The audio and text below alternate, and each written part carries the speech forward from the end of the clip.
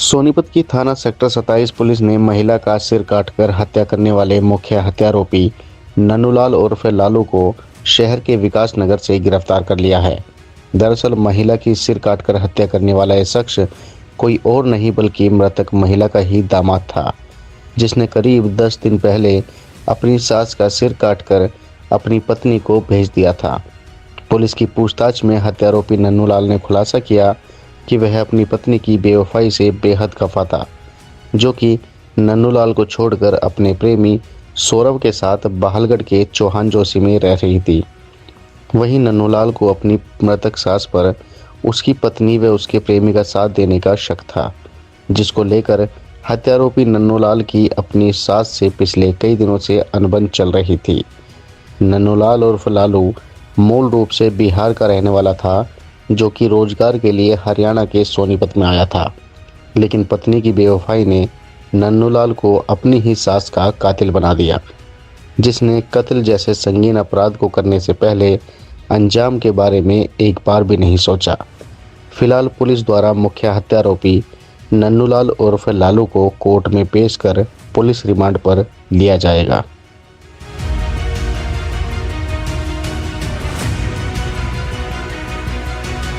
ये 13 तारीख को हमें सूचना मिली थी कि सेक्टर 3 में एक बुजुर्ग लेडी की हत्या कर दी गई थी।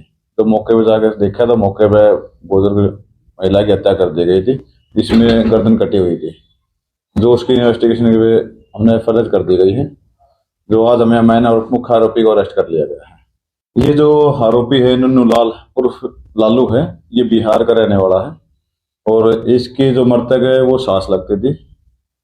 काफी दिन से आरोपी लालू की और इसकी सास की बहस चली हुई थी, क्योंकि इसकी जो पत्नी है ममता, वो अपने किसी अन्य दोस्त के साथ रहती थी और इसको शक था कि इसको वहां उसके साथ रहने में इसकी सास का हाथ है।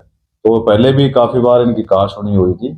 इसी बात को शक को लेकर इसने इस घटना को अंजाम दिया। ये जो मृतक है चिमनी देवी, ये हरियाणा हॉस्पिटल में काम करती थी। इसकी हमने ये 12 तारीख को शाम को वहां से निकली है, साफ सफाई काम करती थी। इसकी हमने वहां से फुटेज चेक की गई। फुटेज के आधार पर इसको पहचाना गया। ये खुद इसको बाइक पे ले जाते हुए दिखाई दिया था। उसके बाद से ही यहाँ की फुटेज और जहाँ पे उसकी गर्दन मिली है वहां की फुटेज में भी यही आरोपी सामने आया था। ये अलग अलग जगह पे ठिकाने बदलता रहा है। यहाँ से बिहार भी गया है, बिहार में अन्य ठिकानों पे गया है। इसके काफी ठिकाने दिल्ली भी पाए गए हैं, बिहार भी पाए गए हैं और यहाँ विकास नगर में ये रेंट के मकान में रहना पाया गया था। हमारी रेगुलर इस पर टीम लगी हुई थी, 4 टीमें अलग अलग बनाई हुई थी। इसमें सीआईए की टीमें हुई थी और थाने की टीमें बनी हुई थी।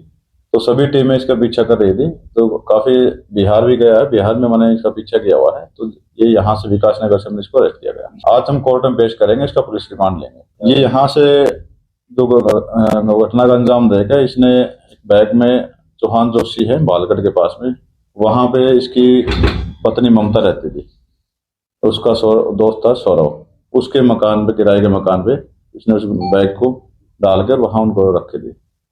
जहां पे मृतका का डेड बॉडी मिली थी, तो वो वहां डेड बॉडी के पास कुछ ही दूरी पर हमें कुछ डॉक्यूमेंट मिले थे। उन डॉक्यूमेंटों के आधार पर ही हमने उनको आइडेंटिफाई कर लिया था।